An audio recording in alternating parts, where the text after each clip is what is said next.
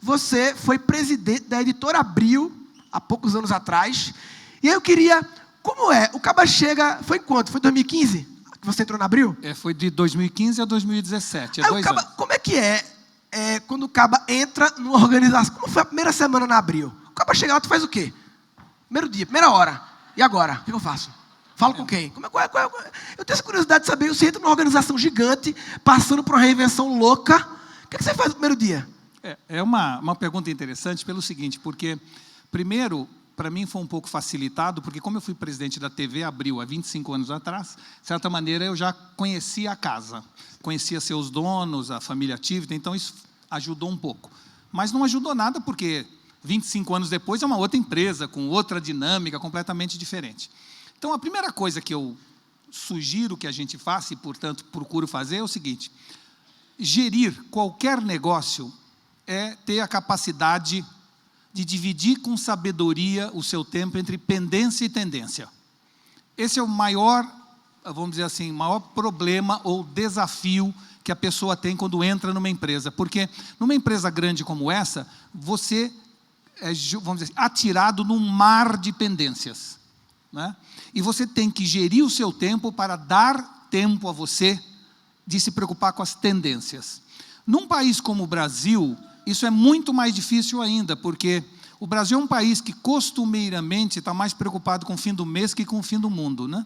Fruto, evidentemente, de tudo que acontece na economia, na política. Mas a verdade é que é fundamental que você procure, então, estabelecer um tempo preciso e precioso para as pendências. E o que eu fiz, então, ao entrar lá na primeira semana foi me dedicar 10 horas por dia para resolver as pendências que, vamos dizer assim, caíam em cima de mim, mais umas 3 ou 4 horas para estudar profundamente o mercado da mídia impressa, a migração para o digital, a importância dos eventos na área de mídia, enfim, estudar os concorrentes, verificar no mundo o que estava acontecendo com as grandes editoras, ou seja, é fundamental você entender daquele assunto num aprendizado super rápido, mas se você não tiver essa visão de que a pendência é importante, mas a tendência é o que vai te mover, você acaba não dando tanta importância a isso. Então, a primeira coisa que eu fiz foi, assim que eu soube que ia para Abril,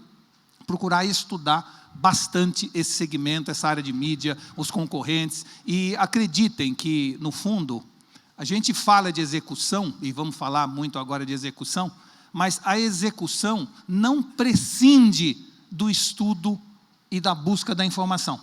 Ou seja, eu não posso ser um bom gestor se eu não souber para onde eu estou indo. A única diferença do mundo do passado para o mundo de hoje é que antigamente nós fazíamos um plano de planejamento estratégico de uma organização, e o que a gente fazia era o seguinte, era uma espécie de GPS. Eu estou aqui, eu quero chegar lá, e esse é o caminho. E hoje, em função de tudo que está acontecendo no mundo, não é mais GPS, é o Waze. Eu estou aqui, eu tenho que chegar lá, não tenho a menor ideia como é que eu vou chegar, mas eu não posso perder o foco da onde eu quero chegar. E a gente vai desviando para a esquerda, para a direita, vai dando voltas, às vezes grandes, mas o foco aonde você quer chegar é fundamental. E você só saberá o foco onde você quer chegar se você tiver uma visão projetiva, prospectiva das tendências. Então, uma vez definida a tendência e uma vez assumindo as pendências, você traça aquele rumo com a necessária flexibilidade para ir alterando o trajeto sem perder a noção do objetivo final, de onde você quer chegar. Eu tenho a impressão que isso serve não apenas para a Abril, serve para qualquer organização, né? Qualquer organização hoje ainda está, ou de um lado, presa aos, vamos dizer assim, as pendências e passa o tempo inteiro numa visão curto-prazista, imediatista, tática, ou então as empresas definem um caminho, um trajeto e querem seguir aquele trajeto, não importa quanto o mundo esteja mudando. São dois equívocos brutais. Flexibilidade é o nome do jogo. A capacidade de entender que eu, sabendo onde eu vou, o caminho pode se alterar no meio do caminho. E cabe a cada um de nós ser flexível, humilde e principalmente ouvir as outras pessoas, ter a capacidade de ouvir, né, para poder chegar no final, naquele lugar que estava planejado, sabendo que o trajeto vai se alterar o caminho inteiro. Um dos desafios de execução é pessoas, é saber delegar as paradas e tal. E você, como ocupou várias presidências e tal, qual é o teu modus operandi e tua visão sobre essa questão do que delegar, o que não delegar, controle, não controlar? Bom, a gente brinca muito que existem 2 tipos de liderança, né? A liderança que põe a cenoura à frente das pessoas e a liderança que põe a cenoura atrás das pessoas, de alguma maneira, através de uma visão, eu diria, de pressão, de neurose, né? As 2 trazem resultados. A única coisa que eu acho é que a cenoura à frente traz resultados melhores a médio e longo prazo, apesar de muitas vezes a cenoura atrás trazer resultados a curto prazo, né?